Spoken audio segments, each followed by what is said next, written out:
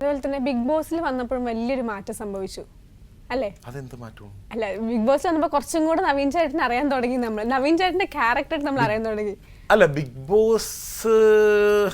Boss സത്യം പറഞ്ഞാൽ ഉള്ള കാര്യം ഞാൻ എൻ്റെ ക്യാരക്ടർ അതിൽ കാണിച്ചിട്ടേ ഇല്ല.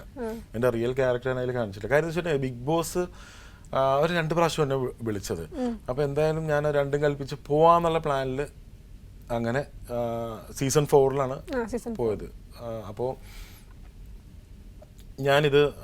ഇതിനു മുമ്പ് എനിക്ക് പരിപാടി എന്താണെന്ന് പോലും അറിയില്ല. അപ്പോൾ ഇതിൻ്റെ ചെറിയ കട്ട്സും കാര്യങ്ങളും കണ്ട് പിന്നെ എൻ്റെ ഫ്രണ്ട് ശ്രീനിഷ്, പേളിയുടെ ഹസ്ബൻഡ്, ശ്രീനിഷും പേളിയൊക്കെ പോയിട്ടുള്ള ആളാണ്. അപ്പോൾ ശ്രീനിഷോട് ഞാൻ ചോദിച്ചേട്ടാ ഇതെന്താ സംഭവം? അപ്പോൾ എൻ്റെ അടുത്ത് പറഞ്ഞു കൂടുതൽ ചേട്ടാ ഇത് പേളി ചേട്ടാ അത് പറയുന്നത് ചേട്ടൻ പേളിക്ക് ഞാൻ കൊടുക്കാൻ. അപ്പോൾ പേളി ചേട്ടാ ഇത് ഇങ്ങനെയൊക്കെയാണ്, അതിൻ്റെ ഉള്ളിൽ പോയാൽ ഇങ്ങനെയൊക്കെയാണ്, ചേട്ടൻ ഡീസൻ്റായിട്ട് നിൽക്കണം, അവിടെ പോയി ചേട്ടൻ്റെ എന്താ പറയണ്ട സ്വഭാവം കാണിക്കരുത് എന്ന് ശ്രീനിഷ് പറഞ്ഞിട്ടുണ്ട്. അപ്പോൾ അതുകൊണ്ട് എൻ്റെ അടുത്ത് പറഞ്ഞു കൺട്രോൾ ചെയ്തൊക്കെ നിൽക്കണം, പോസിറ്റീവായിട്ടാണ് പറഞ്ഞത്. പിന്നെ ഞാൻ മണിക്കൂട്ടനില്ല, നമ്മുടെ ആക്ടർ മണിക്കൂട്ടനായിട്ട്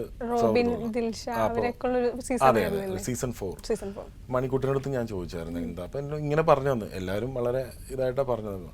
പക്ഷെ എന്താ സംഭവം എന്ന് വെച്ചിട്ടുണ്ടെങ്കിൽ അതിൻ്റെ ഉള്ളിൽ കയറി കഴിഞ്ഞപ്പോഴാണ് നമ്മളൊരു കാര്യം പ്ലാൻ ചെയ്തു പോകും, പക്ഷെ അതിൻ്റെ ഉള്ളിൽ ചെന്ന് കഴിഞ്ഞിട്ടുണ്ടെങ്കിൽ അതൊന്നും നടക്കൂല. ഫുള്ള് വേറെ രീതി, അവരുടേതായിട്ടുള്ള കുറേ പ്ലാനിങ് ഉണ്ട്, അതിലൂടെയൊക്കെ കാര്യങ്ങൾ പോകുള്ളൂ. അതുകൊണ്ട് തന്നെ എനിക്ക് ഭയങ്കര കോൺഷ്യസ് ആയിരുന്നു. കാര്യം എൻ്റെ അടുത്ത് പറഞ്ഞ സൈബർ അറ്റാക്ക് വരും, തെറിവിളി ഉണ്ടാവും. പിന്നെ എനിക്ക് കുറച്ച് കാര്യങ്ങൾ ഫ്രണ്ട്സ് പറഞ്ഞു തന്നാൽ നിനക്ക് ഇപ്പം അത്യാവശ്യം നല്ലൊരു ഇമേജ് ഉണ്ട്, നീ ഇതിനി അവിടെ ചെന്നിട്ട് നിൻ്റെ വാ തുറന്ന് വരുന്ന സംസാരിക്കും, നിൻ്റെ വായിൽ നിന്ന് വരുന്ന കാര്യങ്ങളൊക്കെ ആയിരിക്കും പിന്നെ പുറത്തോട്ട് വരാൻ പോണത്. എൻ്റെ വായിൽ നിന്ന് അങ്ങനെ മോശപ്പെട്ട വാക്കുകളൊന്നും വരാറില്ല എന്നുള്ളത് എൻ്റെ ഫ്രണ്ട്സിന് അറിയാമല്ലോ.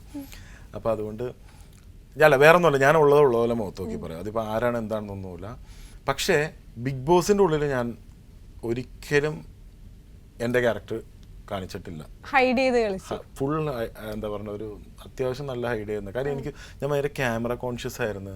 രണ്ടാമത്തെ കാര്യം എനിക്ക് പേടിയെന്ന് വെച്ച് കഴിഞ്ഞാൽ ഞാൻ അവിടെ കാര്യം അതിൻ്റെ ഉള്ളിൽ നിന്ന് പുറത്തിറങ്ങിയ ആൾക്കാർക്കൊക്കെ ഞാൻ വളരെ സീരിയസ് ആയിട്ട് ഞാൻ ചോദിക്കണവരെ എത്ര പേര് രക്ഷപ്പെട്ടു ബിഗ് ബോസിൽ നിന്ന് ഇറങ്ങിയിട്ട്? വളരെ ചുരുക്കം പേര് മാത്രം.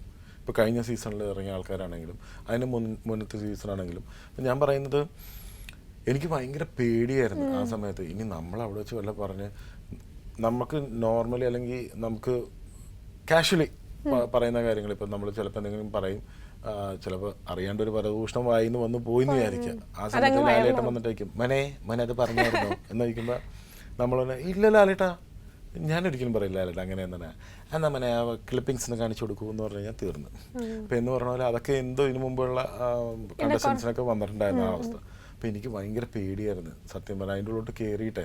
പിന്നെന്ന് വെച്ചാൽ അതിൻ്റെ ഉള്ളിൽ നടക്കുന്ന പ്രശ്നങ്ങൾ അത് കൂടുതലും എന്താ പറയുക, ഈ മാന്തി പിച്ചി തോണ്ടി കറിക്കൊപ്പില്ല മറ്റേ ചോറ് വെന്തില്ല ചെറിയ. അപ്പം നമ്മളിതിങ്ങനെ അതിൻ്റെ ഉള്ള ഓരോ കണ്ടസ്റ്റൻസ് ഇടുന്ന ഇങ്ങനെ വെള്ളം ഉണ്ടാക്കുമ്പോൾ ഞാനിങ്ങനെ ആലോചിക്കും ഇതൊക്കെ ചീള കേസ്, ഇതൊക്കെ എന്ത് പറയും. അതിൽ നമ്മൾ ഇടപെടാൻ പറ്റുന്ന ഒരു കേസിലോട്ട് അത്രയും ഇത് വന്നു. കാര്യം ഞാൻ വന്ന് ജോയിൻ ചെയ്ത് പിന്നെ ഫസ്റ്റ് ക്യാപ്റ്റനായി. അപ്പോൾ ആ സമയത്തൊന്നും വലിയ പ്രശ്നങ്ങളോട്ടൊന്നും പോയിട്ടില്ല, സ്റ്റാർട്ടിങ് സമയമാണ്.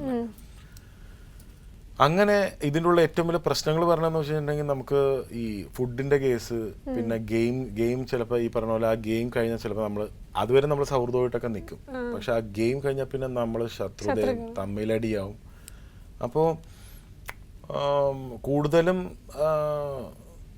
എൻ്റെ ക്യാരക്ടർ ഞാൻ അതിൽ കാണിച്ചിട്ടില്ല, അതാണ് ഏറ്റവും വലിയൊരു സത്യം. കാര്യം എനിക്ക് ഭയങ്കര പേടിയാണ് ഈ സൈബർ അറ്റാക്ക്, എൻ്റെ വീട്ടുകാരെന്നെ തെറി വിളിക്കുമോ ഇത് അങ്ങനത്തെ ഒരു. പക്ഷേ പുറത്തിറങ്ങിയപ്പോൾ എൻ്റെ വൈഫ് പോലും പറയും നിങ്ങൾ ആവശ്യമില്ലാണ്ട് അതിൻ്റെ ഉള്ളിൽ പോയി നിങ്ങളുടെ സ്വഭാവം കാണിക്കരുത് കേട്ടോ എന്നൊക്കെ പറഞ്ഞ് വീട്ടിൽ കയറാൻ പറ്റില്ല.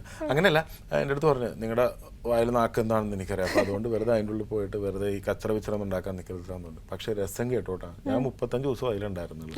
35 ദിവസം കഴിഞ്ഞ് ഞാൻ ഇറങ്ങി കഴിഞ്ഞപ്പോഴാണ് ഞാൻ ഞെട്ടിപ്പോയി. കാര്യം ആ സമയത്ത് എന്താണ് എക്സ്പ്രഷൻ കിങ് എന്നൊക്കെ പറഞ്ഞ് എന്നെ അങ്ങോട്ട് ഹൈലൈറ്റ് ചെയ്ത് കയറ്റി വേറെ വൈറലാക്കി. പക്ഷെ ചീത്തപ്പേരൊന്നും ഉണ്ടായില്ല, ഒരു തെറി മാത്രം ഞാൻ അതിൽ വിളിച്ചിട്ടുള്ളു, അതൊരു പരത്തെറിയായിരുന്നു. പക്ഷെ അത് ആ സമയത്ത് എന്താ പറയാ, ആ വിളിച്ച വ്യക്തി കയ്യിൽ നിന്ന് പോയെന്ന് വെച്ചിട്ടുണ്ടെങ്കിൽ നമുക്ക്, ഞാൻ സത്യം പറയാം ഓപ്പൺ ആയിട്ട് പറഞ്ഞിട്ടാ, ഞാൻ ഒന്നാമതിനെ വാതുറന്ന് എൻ്റെ വായിൽ നല്ല തെറിയ വന്നത്. രണ്ടാമത്തെ കാര്യം എന്ന് വെച്ചിട്ടുണ്ടെങ്കിൽ ഇതെല്ലാം പിടിച്ചിങ്ങനെ നിന്ന് ഞാൻ സത്യം പറഞ്ഞു കഴിഞ്ഞാൽ അതിൻ്റെ ഉള്ളിൽ നിന്ന് പുറത്തിറങ്ങിയിട്ട് ഞാൻ അതിൻ്റെ കോർഡിനേറ്ററിന് അറിയില്ല, ലക്ഷ്മിക്ക് അറിയാം, ഞാൻ അതിൻ്റെ ഉള്ളിൽ നിന്ന് ഇറങ്ങണം എന്ന് പറഞ്ഞാൽ സന്തോഷത്തോടെ ഇറങ്ങണം. അപ്പോൾ ലാലേട്ടൻ പറയുന്നുണ്ട് എന്താ അമ്മനെ ഭയങ്കര സന്തോഷമുള്ള ഇറങ്ങണം, സാധാരണ ഇങ്ങനെയല്ലോ ഞാൻ പറഞ്ഞല്ലേ ലാലേട്ടൻ എനിക്ക് ഇത്ര മതി മടുത്ത് നമുക്ക് അങ്ങോട്ട് ഇതാവും, ഭയങ്കര ഇറിറ്റേഷനാവും അതിൻ്റെ ഉള്ളിൽ കിടന്ന് ബഹളം, തെറിവിളി, തള്ളക്ക് വിളി, ഇതാണ് അതിൻ്റെ ഉള്ളിൽ.